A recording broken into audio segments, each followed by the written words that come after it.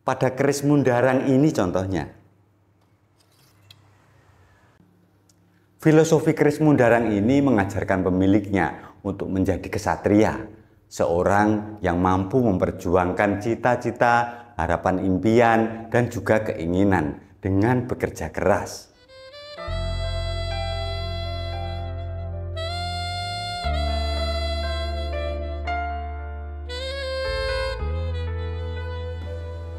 Tidak punya pekerjaan, pusing. Mencari pekerjaan juga pusing. Sudah punya pekerjaan dan kerjaan menumpuk, masih saja pusing. Ya, begitulah hidup. Menjadi kere salah, ingin kaya pun serba susah. Namun, kalau kata Gus Dur, hidup itu tidak perlu dipikirkan, tetapi jalani saja. Orang-orang zaman dulu memang memiliki pemikiran dan kebijaksanaan yang luar biasa.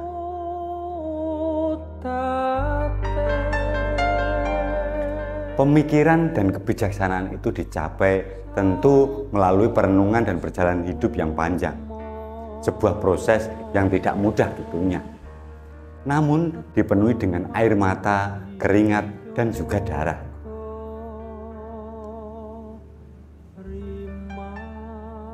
Sebuah pencapaian yang mungkin bagi kita sangat menggoda untuk bisa meraihnya.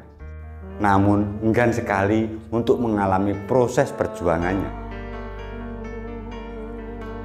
Padahal jika kita mau menelisik lebih jauh lagi tentang pemikiran-pemikiran di masa lalu, para empu menyelipkan pesan dan ajarannya melalui sebilah keris.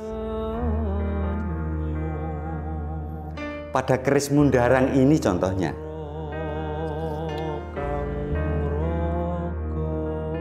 Sebuah keris lurus yang memiliki rincian yang nyaris sama dengan Pasopati.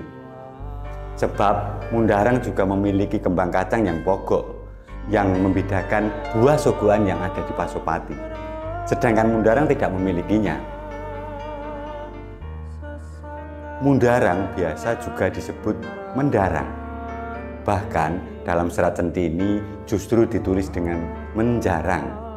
Secara harafiah, Mundarang memiliki makna godo, senjata pemukul yang besar bagian ujungnya, seperti senjata yang dimiliki oleh Bima, atau biasa yang ada terlihat di arca-arca Dwarapala.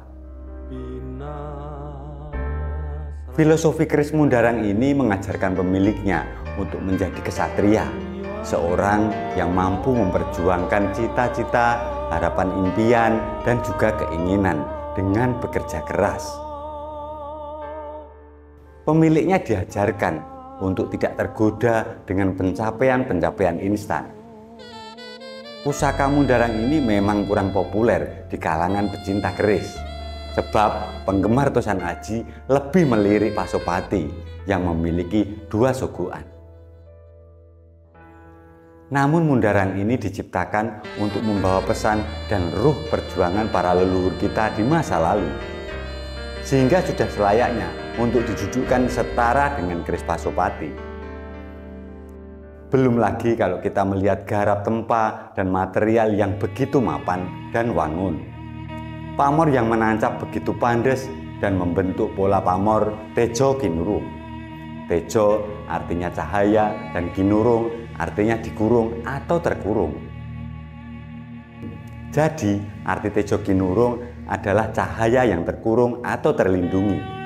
Namun jika kita kaji lebih dalam, pamor Tejo Kinurung memiliki makna filosofi yang sangat dalam sebagai ajaran kehidupan.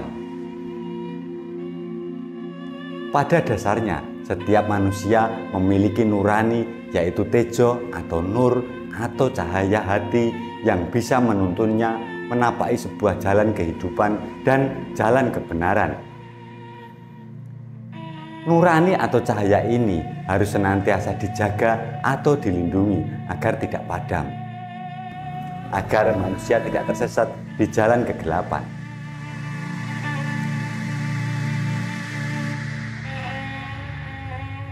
Bentuknya memang tampak sederhana, tetapi dari segi garap, pamor Tejo Kinurung memiliki tingkat kesulitan yang tinggi.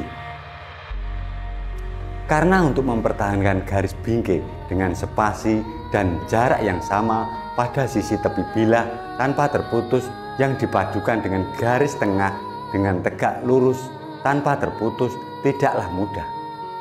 Dan hanya empu yang berpengalaman saja yang bisa membuatnya.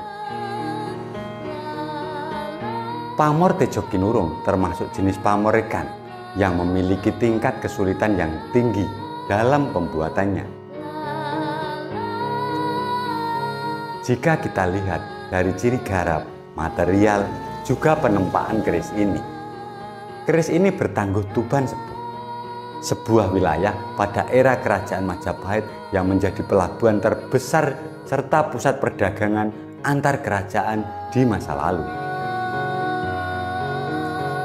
Busananya memakai warangka Gayaman Solo dari kayu cendana wangi.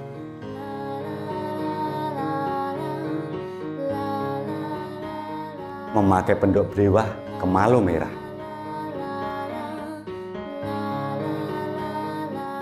Diserasikan dengan mendak meniran yang halus dan sederhana. Handle-nya memakai deder Putri Kinurung, memberi kesan yang anggun dan beriayi. Kami buka kesempatan untuk Anda untuk meminang pusaka ini dengan mahar Rp6.800.000. Bagi panjenengan yang berminat, silahkan tinggalkan komentar di bawah atau hubungi kami secara pribadi. Matur nuwun dan salam budaya.